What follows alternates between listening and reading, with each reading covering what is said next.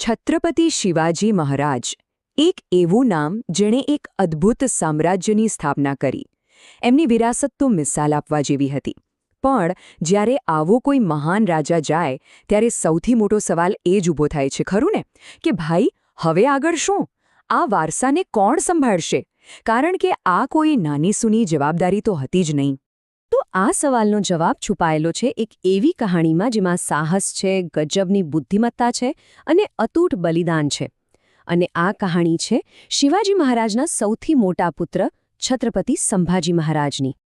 સંભાજી મહારાજની ઓળખ માત્ર શિવાજીના પુત્ર તરીકેની જ નથી, એનાથી ઘણી વિશેષ છે. એ પોતે એક અસાધારણ વ્યક્તિત્વ હતા. ચાલો આપણે એમના જીવનના શરૂઆતના દિવસોમાં જઈએ અને જોઈએ કે કેવી રીતે એમણે પોતાની એક અલગ ઓળખ બનાવી. એમનું બાળપણ કંઈ સહેલું નહોતું. જન્મ 1657માં પુરંદર કિલ્લા પર થયો અને માત્ર 2 વર્ષની નાની ઉંમરે એમણે પોતાની માતા ગુમાવી દીધી. પછી એમનો ઉછેર કર્યો દાદી જીજાબાઈએ, અને જીજાબાઈએ એમને માત્ર એક યોદ્ધા જ નહીં પણ એક વિદ્વાન પણ બનાવ્યા.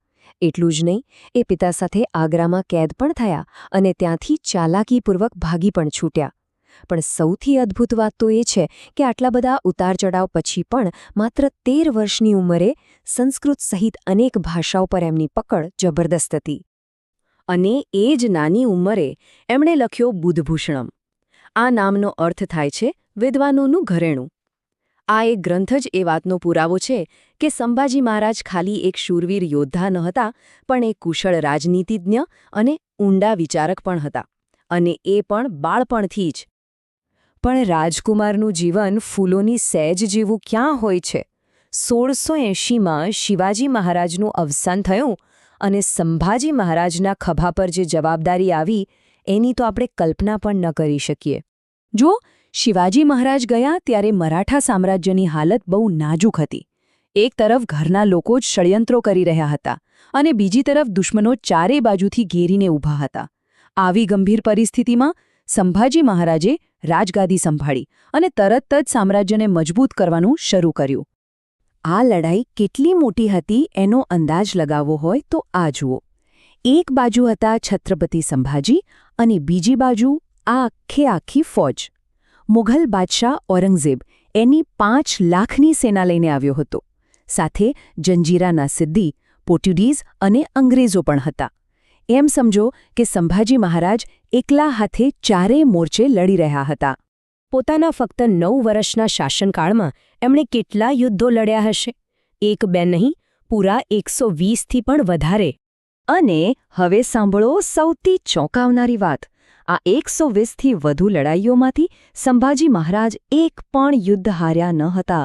જી હાં, એક પણ નહીં. જરા વિચારો, એમણે પોતાના પિતાની ગેરેલા યુદ્ધ નીતિને એક નવું, વધુ આક્રમક રૂપ આપ્યું. આજ તો એમની સૈન્ય પ્રતિભાનો જીવતો જાગતો પુરાવો છે. પણ કહેવાય છે ને કે જે વસ્તુ શક્તિથી ન જીતી શકાય એને લોકો દગાથી મેળવવાની કોશિશ કરે છે. અને અહીંથી જ આ કહાણી એક અત્યંત દુઃખદ વળાંક લે છે, જે આપણને એમના સર્વોચ્ચ બલિદાન સુધી લઈ જાય છે. સંગમેશ્વરમાં જ્યારે તેઓ થોડાક જ સૈનિકો સાથે હતા ત્યારે એમના જ સાળા ગણોજી શિર્કે દગો કર્યો. જમીનના એક ટુકડાની લાલચમાં એણે મુગલોને સંભાજી મહારાજ સુધી પહોંચવાનો ગુપ્ત રસ્તો બતાવી દીધો. અને આ વિશ્વાસઘાતને કારણે સંભાજી મહારાજ અને એમના મિત્ર કવિ કલશને પકડી લેવામાં આવ્યા. ઔરંગઝેબની સામે જ્યારે એમને રજૂ કરવામાં આવ્યા ત્યારે ઔરંગઝેબે એમનો જુસ્સો તોડવા માટે 3 શરતો મૂકી. પહેલી, બધા મરાઠા કિલ્લાઓ અમને સોંપી દો. બીજી, છુપાવેલો ખજાનો ક્યાં છે એ બતાવી દો. અને ત્રીજી, ઇસ્લામ ધર્મ સ્વીકારી લો. પણ ઔરંગઝેબ કદાચ એ ભૂલી ગયો હતો કે એ કોઈ સામાન્ય કેદી સાથે નહીં, પણ એક સિંહના બચ્ચા સાથે વાત કરી રહ્યો હતો. સંભાજી મહારાજે જે જવાબ આપ્યો એ ઇતિહાસના પાના પર સોનેરી અક્ષરે લખાઈ ગયો. એમણે કહ્યું, હું મોતને ગળે લગાવીશ, પણ મારો ધર્મ અને મારું સ્વરાજ્ય એ ક્યારેય નહીં છોડું. બસ આ જવાબ સાંભળીને ઔરંગઝેબ ગુસ્સાથી લાલચોળ થઈ ગયો. એણે અકલ્પનીય અત્યાચાર કરવાનો હુકમ આપ્યો. લગભગ 40 દિવસ સુધી એમને એવી પીડા આપવામાં આવે જેની કલ્પના કરવી પણ મુશ્કેલ છે. પણ સંભાજી મહારાજનો સંકલ્પ જરાય ડગ્યો નહીં. અને અંતે 11 માર્ચ 1689ના રોજ એમણે પોતાના પ્રાણનું બલિદાન આપ્યું. ઔરંગઝેબને લાગ્યો કે જીતી ગયો, એને લાગ્યું કે એણે મરાઠા સામ્રાજ્યને ખતમ કરી દીધું, પણ એ બહુ મોટી ભૂલ કરી રહ્યો હતો. સંભાજી મહારાજનું મૃત્યુ એ અંત નહોતો, એ તો એક નવી, વધુ શક્તિશાળી ક્રાંતિની શરૂઆત હતી. ઔરંગઝેબે જે વિચાર્યું હતું એનાથી બિલકુલ ઊંધું થયું. સંભાજી મહારાજના બલિદાને મરાઠાઓના જુસ્સાને તોડવાને બદલે આખા મહારાષ્ટ્રમાં એક એવી આગ લગાવી દીધી જેણે બધું બદલી નાખ્યું. એમના બલિદાન પછી જે થયું એ અકલ્પનીય હતું.